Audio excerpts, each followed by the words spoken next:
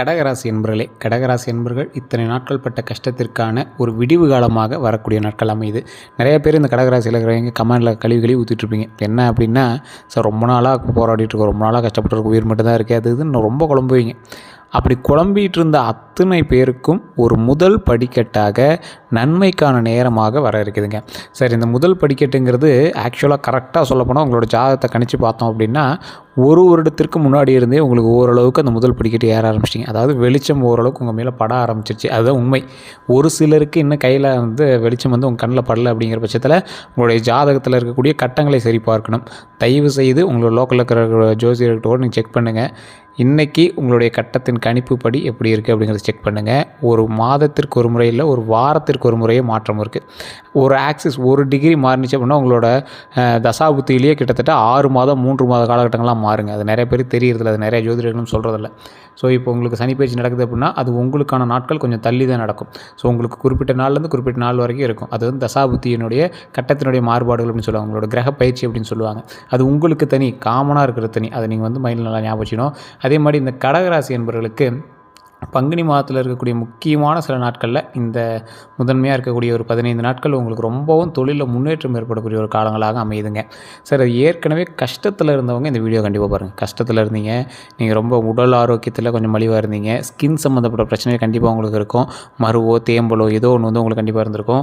அந்த மாதிரி ஆட்கள் கண்டிப்பாக இந்த வீடியோவை ஸ்கிப் பண்ணாமல் பாருங்கள். உங்களுக்கு பல சுவாரஸ்யமான தகவல்களும் விஷயங்களும் நான் சொல்கிறதுக்காக தான் இந்த வீடியோவை நான் போட்டிருக்கேன். அதே மாதிரி பங்குனி மாதத்தில் தொழிலில், திருமணத்தில், குடும்பத்தில், வருமானத்தை சார்ந்த விஷயங்கள் என்னெல்லாம் உங்களுக்கு நடக்க போகுது, அதன் மூலமாக உங்களுக்கு பாசிட்டிவாக நடக்குதா, இப்போ எடுக்கக்கூடிய ஸ்டெப், ஏன்னா ஒவ்வொருத்தருக்கு இப்போ நல்லது நடந்துடும், அந்த நல்லதுனால பிற்காலத்தில் நன்மை உண்டா அப்படிங்கிறத நம்ம தெரிஞ்சுக்கணும். திருமணமாகாதவங்களாம் திருமணம் நடக்கும், அந்த திருமண வாழ்க்கை எப்படி இருக்கும் அப்படிங்கிறத தான் முன்னாடி தெரிஞ்சுக்கணும். திருமணம் நடக்காமல் தான் ஏதோ ஒன்று திருமணம்லாம் பண்ண முடியாது. ஸோ செட் ஆகிறவங்கள தான் திருமணம் பண்ண முடியும். அவங்களால வாழ்க்கை ஃபுல்லாக நம்ம சந்தோஷமாக இருக்கணும் அப்படிங்கிற மாதிரி தான் நம்ம பார்க்கணும். ஸோ அந்த மாதிரி இருக்கிறவங்களை நீங்கள் ஃபில்டர் பண்ணி தேர்ந்தெடுத்துருக்கீங்களா, உங்களுக்கு சரியாக தான் அமைஞ்சிருக்கா அப்படிங்கிறது எல்லாமே சரியாக பண்ணணும். இந்த கடகராசிக்காரர்களுக்கு மற்ற விஷயத்தை விட இந்த குடும்ப ரீதியான விஷயங்கள் உங்களுக்கு ஓரளவுக்கு தாங்க. எப்படி அப்படின்னு பார்த்தீங்கன்னா, தொழிலில் நீங்கள் மாடு மாதிரி உழைப்பீங்க, குடும்பத்துக்காகவும் மாடு மாதிரி உழைப்பீங்க. ஆனால் குடும்பத்தில் இருக்கிற யாரும் உங்களை புரிஞ்சிக்க மாட்டாங்க, உங்களோட இணங்கி வர மாட்டாங்க. கடகராசியில் பங்குனி மாதத்தில் நிலவு கிரமம், அதாவது இந்த கடகராசியில் இருக்கக்கூடிய ஒரு முக்கியமான ஒரு பண்பு நலன் வரக்கூடிய காலகட்டத்தில் நீங்கள் கொஞ்சம் குறைச்சி வைக்கணும் அப்படின்னே சொல்லலாம். கோபம். இந்த கோபம் அப்படிங்கிற ஒரு முக்கியமான விஷயத்தை கண்டிப்பாக இந்த தடவை நீங்கள் அமைதியாக வச்சுருக்கணும். வேறு எந்த பிரச்சனையும் பண்ணாமல் கொஞ்சம் சைலண்ட் பண்ணி வைக்கணும். அதே மாதிரி இந்த பங்குனி மாதத்தில் நிலவும் கிரகங்களினுடைய அடிப்படையில் மாதம் முழுசாகவே ஏற்ற இறக்கங்கள் இருக்கக்கூடிய ஒரு அற்புதமான பலன் தான் இருக்குது. ஏற்ற இறக்கங்கள்லாம் எப்படி சார், அது எப்படி சார் அற்புதம்னு சொல்கிறீங்க அப்படின்னா, உங்களுக்கு அதிகமாக கொடுத்துட்டா உங்களை கையில் பிடிக்க முடியாது, ரொம்ப கம்மியாக கொடுத்துட்டா உங்களோட குழம்பல்களை கடவுளாலேயே கேட்க முடியாது. ஸோ அப்படி இருக்கிறவங்களுக்கு சராசரியான ஒரு ஏற்ற இறக்கம் நிறைந்த ஒரு நீட்டான ஒரு வாழ்க்கை கொடுக்குறாரு கடவுள். அதே போல் சில விஷயங்களில் சாதகமான மாற்றங்களை ஏற்படுத்துகிறாரு. குடும்பத்திலையும் உடல் ஆரோக்கியத்தையும் சார்ந்த எச்சரிக்கையாக இருக்கக்கூடிய ஒரு முக்கியமான விஷயத்தை நான் முன்னாடியே சொல்லியிருந்தேன். குடும்ப ரீதியான விஷயத்தில் எச்சரிக்கையாக இருக்கணும். அதே போல் உடல் ரீதியான உபாதைகளில் நீங்கள் கொஞ்சம் எச்சரிக்கையாக இருக்கணும். உடல் சம்மந்தப்பட்ட உபாதைகள் என்னென்ன அப்படிங்கிறது நான் தெளிவாக வீடியோவில் எண்டில் சொல்கிறேன், அப்படியே கேட்டுகிட்டே வாங்க.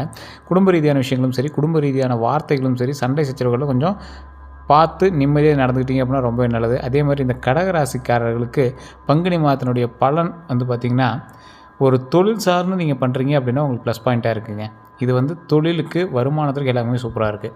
மற்றபடி குடும்பம், திருமணம், காதல் அதெல்லாம் எப்படி இருக்குது அப்படின்னு பார்த்துலாம் வாங்க. கடகராசிக்கு பங்குனி மாதத்தில் கலவையான காலம் அப்படிங்கிறத நான் முன்னாடி சொல்லிட்டேன். அதாவது சராசரியாக ஏற்றத்தாழ்வு எல்லாமே இருக்கும் அப்படின்னு சொல்லிட்டேன். இதில் குரு வக்கிர நிவர்த்தி பெறதுனால திடீர் செலவுகளும் எதிர்பாராத அளவுக்கு விரயங்களும் உங்களுக்கு இருக்கிறதுனால வாய்ப்புகள் இருக்குது. அது ஓரளவுக்கு நீங்கள் சமாளிக்கிற அளவுக்கு இருக்கும். இருந்தாலும் திடீர்னு வரதுனால உங்களுக்கு டக்குன்னு கொஞ்சம் பதட்டத்தை ஏற்படுத்துகிற அளவுக்கு ஒரு சின்ன சின்ன செலவுகள் இருக்கும். அதனால் கொஞ்சம் பார்த்து பொறுமையாக நிதானமாக எதுலையும் கையாண்டிங்க அப்படின்னா ரொம்ப நல்லதுங்க. அதே மாதிரி குடும்பத்தில் சின்ன சின்ன வாக்குவாதங்களும் கருத்து வேறுபாடுகளும் இருக்கிற வாய்ப்புகள் அதிகமாகவே இருக்குது. முன்னாடியே சொன்னது தான், குடும்ப ரீதியான விஷயத்துலையும் வார்த்தைகள்லையும் ரொம்ப கவனமாக இருந்தே ஆகணும், வேறு வாய்ப்பே இல்லை.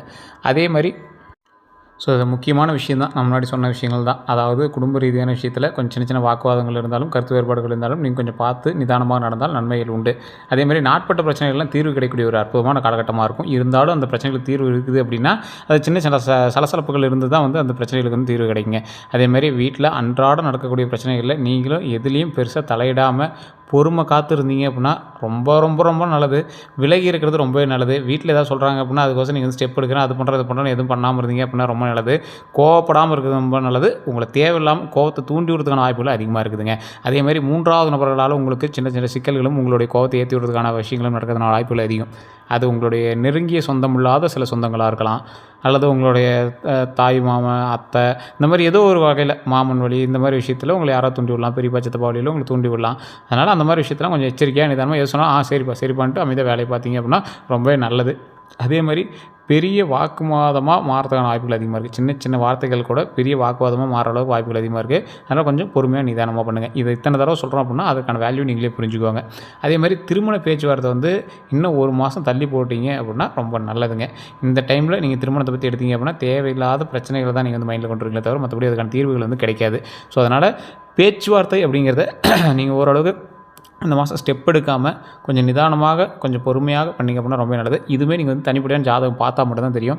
ஸோ பக்கத்தில் கூட நீங்கள் ஜோதிடம் பாருங்கள். அப்படி இல்லை அப்படின்னா டிஸ்பிளேவில் நம்பர் வச்சுருக்கான்னு பாருங்கள். அப்படின்னா கீழே டிஸ்கிரிப்ஷனில் நம்பர் கொடுத்துருப்போம். அந்த நம்பருக்கு ஃபோன் பண்ணி நீங்கள் வந்து பேசி தெரிஞ்சிக்கலாம். அதேமாதிரி கடகராசிக்காரர்களுக்கு வேலை அப்புறம் தொழில் இந்த மாதிரி விஷயத்தில் வந்து பார்த்திங்கன்னா சின்ன சின்ன மாற்றங்கள் ஏற்படுத்தின வாய்ப்புகள் அதிகமாக இருக்குங்க. எதிர்பாராத முன்னேற்றம் ஏற்படும். தொழில் ரீதியான வளர்ச்சியில் வேலை மாற்றம், இடம் மாற்றம் ஆகியெல்லாம் நிறைய விஷயங்கள் நடக்க இருக்குது. அந்த விஷயத்துலையுமே வந்து பார்த்திங்கன்னா கூட இருக்கிற பணியாற்றக்கூடியவங்களாக இருக்கட்டும் அல்லது உங்களுக்கு கீழே வேலை பார்க்குறவங்களாக இருக்கட்டும் அவங்ககிட்டலாம் வந்து ரொம்பவே நிதானமாக பொறுமையாக பேசுங்க. அவங்கக்கிட்ட வார்த்தை விடுறது ரொம்ப இது பண்ணுங்கள். எதிர்பாலினத்தவர் இருந்தாங்க அப்படின்னா உங்கள் கூட வேலை பார்க்குறீங்களா இருந்தாலும் சரி, உங்களுக்கு கீழே வேலை பார்க்குறீங்களா இருந்தாலும் சரி, என்கிட்ட ரொம்ப நிதானமாக பேசுறது ரொம்ப நல்லதுங்க. அதேமாதிரி பங்குனி மாதத்தில் 2ஆம் பாதியிலிருந்து உத்தியோகம் சார்ந்த பிரச்சனைகள் வந்து உங்களுக்கு தீரும்.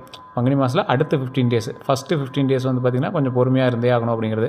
அதேமாதிரி உத்தியோகம் சார்ந்த பிரச்சனைகள் தீரும் அப்படின்னா இத்தனை நாள் இருந்த பிரச்சனைகள் உங்களுக்கு சரியாகிறதுக்கான வாய்ப்புகள் அதிகம். ஊதிய உயர்வு ஏற்படுறதுக்கான வாய்ப்புகள் அதிகமாக இருக்குது. ரெவன்யூ வந்து உங்களுக்கு நீங்கள் பிஸ்னஸே பண்ணுறீங்க அப்படின்னா அதில் ரெவன்யூ அதிகமாக வாய்ப்புகள் அதிகமாக இருக்குது. பதவி உயர்வு கண்டிப்பாக கிடைக்கும். தடைப்பட்ட இல்லைனா தாமதமான ஒப்பந்தங்கள் எல்லாமே வந்து சரியாகக்கூடிய ஒரு அற்புதமான காலகட்டம். வெயிட் பண்ணிகிட்டு இருந்த விஷயங்கள்லாம் உங்களுக்கு சரியாகும். ஆனால் பெரிய அளவுக்கு நீங்கள் எதிர்பார்க்க முடியாது. கரெக்டாக ஒரு மீடியமாக பண்ணிகிட்டு இருக்கிறது ஒரு சரியான விஷயங்க. அதேமாதிரி கடகராசிக்கு பங்குனி மாதம் 2026 பணம் பொருளாதாரம் அப்படிலாம் எப்படி இருக்கும், கொடுக்கல் வாங்கலாம் எப்படி இருக்கும் அப்படின்னு பார்த்தா கடகராசிக்கு பங்குனி மாதத்தில் பண வரவு இருக்குது, பொருளாதாரமே நல்லா இருக்குது, செலவு அதுக்கு தகுந்த மாதிரி கொஞ்சம் இருக்குதுங்க. அதுதான் மெயின். எந்த அளவுக்கு உங்களுக்கு வருமானம் வருதோ அந்த அளவுக்கு கொஞ்சம் செலவு இருக்குது. அது சுப செலவாகவும் இருக்கலாம். சின்ன சின்ன விஷயங்கள் கொஞ்சம் பார்த்து இருக்க வேண்டிய காலகட்டமாகவும் இருக்குது. அதை நான் சொல்லாமல் சொல்கிறேன். ஸோ அந்த விஷயத்தில் கொஞ்சம் எச்சரிக்கையாக இருங்க. உங்களுடைய ஜாதகத்தை ஃபஸ்ட்டு ஒரு டைம் செக் பண்ணிக்கோங்க. கடகராசிக்கு ஓவராலாக இத்தனை நாள் நன்மை தான். ரொம்ப முன்னாடிலாம் கஷ்டப்பட்டு எடுத்துருப்பீங்க, ரொம்பவே ஃபீல் பண்ணி எடுத்துருப்பீங்க. இந்த காலகட்டம் கொஞ்சம் அப்படியே ஒரு ஏற்ற இறக்கமான காலகட்டம் தான். அதனால் கொஞ்சம் பார்த்து நிதானமாக இருக்க வேண்டிய ஒரு காலகட்டத்தில் தான் இருக்கீங்க. கடன் வாங்குறத தயவு செஞ்சு இந்த டைம் வந்து கொஞ்சம் தவிர்த்துக்கோங்க. அதே மாதிரி கடனை வந்து நீங்கள் வாங்கிட்டீங்க அப்படின்னா அந்த பிரச்சனையிலேருந்து கொஞ்சம் சரியாகிறதுன வழியை பாருங்கள். அதே போல் கடன் கொடுக்குறதோ வாங்குறதோ அதன் மூலமாக சின்ன சின்ன சொந்தங்களுக்குள் சலசலப்புகள் இருக்கிறதுன வாய்ப்புகள் அதிகம். அந்த வார்த்தையை வந்து நீங்கள் வந்து அதை வந்து சரி பண்ண முடியாதுன்னு வச்சுக்கோங்களேன். அந்த விஷயத்தில் கொஞ்சம் நீங்கள் எச்சரிக்கையாக இருங்க. அதே மாதிரி எதிர்பாராத மருத்துவ செலவுகள், அப்புறம் உளைச்சல், மன உளைச்சல், உடல் அலைச்சல்லாம் வந்து பார்த்திங்கன்னா உங்களுக்கு இருக்கிறதுன வாய்ப்புகள் இருக்குது. ஸோ அதெல்லாம் கொஞ்சம் தீர்த்துக்கணும் அப்படின்னா இறை வழிபாடு பண்ணுங்கள், குலதெய்வ வழிபாடு பண்ணுங்கள், ரொம்பவே நல்லது. அதன் மூலமாக பல நன்மைகளும் உண்டுங்க. அதே போல் கடகராசிக்கு பங்குனி மாதத்தில் உத்தியோகம் அப்புறம் தொழில் சார்ந்த விஷயங்கள்லாம் பார்த்திங்கன்னா நல்ல மாற்றம் இருக்குது. ஆனால் குடும்பம் மற்றும் திருமண வாழ்க்கையில் மட்டும் கொஞ்சம் விட்டு கொடுத்துன்னு போனீங்க அப்படின்னா ரொம்ப நல்லது. திட்டமிட்ட செலவுகள் செய்வது ரொம்பவே நல்லதுங்க. அதே மாதிரி ஒரு முக்கியமான ஒரு விஷயம், இது நீங்கள் பரிகாரமாக எடுத்துட்டாலும் சரி இல்லை எப்படி எடுத்துட்டாலும் சரி, நீங்கள் வந்து கண்டிப்பாக ஒரு 10 பேருக்காவது அன்னதானம் கொடுத்தே ஆகணும் அப்படிங்கிற ஒரு காலகட்டம். பசியாத்தியே ஆகணும். ஒரு 10 பேருக்காவது நீங்கள் ஒரு 5 பேர் 10 பேருக்காவது ஒரு அன்னதானம் மாதிரி நீங்கள் ஒரு கப்பில் தயிர் சாதமோ தக்காளி சாதமோ லெமன் சாதமோ ஏதோ கூட செஞ்சு அங்கே இருக்கக்கூடிய ஒரு 10 பேருக்கு நீங்கள் வந்து அன்னதானம் பண்ணிங்க அப்படின்னா ரொம்ப ரொம்ப நல்லது. உடல் ரீதியான உபாதைகள்லேருந்து நீங்கள் தப்பிக்கணும் அப்படின்னா இதை நீங்கள் பண்ணியே ஆகணும்.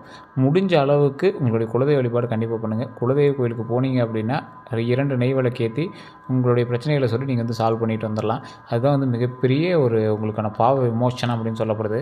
அதே மாதிரி அறிவியல் சார்ந்த பிரச்சனைகளாக இருக்கட்டும் அல்லது உங்களுக்கு வேறு ஏதாவது டெக்னிக்கலாக ஒரு தொழிலில் உங்களுக்கு ஏதாவது ஒரு பிரச்சனைகள் இருக்குது அப்படிங்கிற பட்சத்தில் நீங்களாக அதை சால்வ் பண்ணிக்கிறதுக்கு பாருங்கள். இல்லைனா ஃப்ரெண்ட்ஸ் மூலமாக சால்வ் பண்ணிக்கிறதுக்கு பாருங்கள்.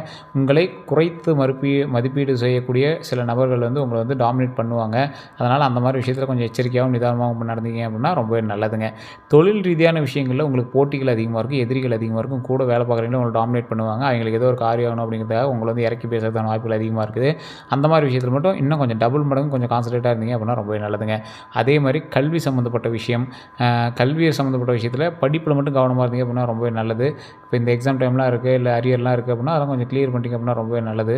அதே மாதிரி குடும்ப ரீதியான விஷயத்தில் ரொம்பவே வாக்குவாதம் இல்லாமல் இருக்கணும். குழந்தைகள்கிட்ட பேச்சுவார்த்தை கரெக்டாக இருக்கணும். கணவன் மனைவிக்கிடையே சண்டைகள் இருந்தாலும் அதை வெளியே தெரிஞ்சிக்கூடாது. அந்த வார்த்தைகளில் கொஞ்சம் கவனத்தை செலுத்துங்க. 3வது நபர்களை வச்சு வீட்டுக்குள்ளே சண்டை போடவே கூடாது. வீட்டுக்குள்ளே நீங்கள் சண்டையே போடக்கூடாது. நிம்மதிக்கான வாழ்க்கையை தேடி சந்தோஷத்துக்கான வாழ்க்கையாக நம்ம வந்து வாழணும் அப்படிங்கிறது மைண்டில் நல்லா ஞாபகம் வச்சுக்கோங்க. வேறு எந்த ஒரு கருத்துக்கள் இருந்தாலும் நீங்கள் கமெண்ட் செக்ஷனில் பதிவிடலாம். இல்லைனா டிஸ்கிரிப்ஷனில் ஃபோன் நம்பரே கொடுத்துருங்க. நீங்கள் ஃபோன் பண்ணியே பேசி தெரிஞ்சிக்கலாம். அதேமாதிரி ஸ்க்ரீன்லேயும் நம்பர் இருக்குது. ஃபேஸ்புக்கில் பார்த்துக்கிட்டிங்கன்னா ஸ்க்ரீனில் நம்பர் இருக்குது. அந்த நம்பருக்கு நீங்கள் வந்து பேசி தெரிஞ்சிக்கலாம். வேறு எந்த கருத்துக்களாக இருந்தாலும் நீங்கள் வந்து ஃபோன் பண்ணியே பேசி தெரிஞ்சுக்கோங்க. நம்ம சேனல் இதை ஃபாலோ பண்ணாமல் தான் ஃபாலோ பண்ணிக்கோங்க. சப்ஸ்கிரைப்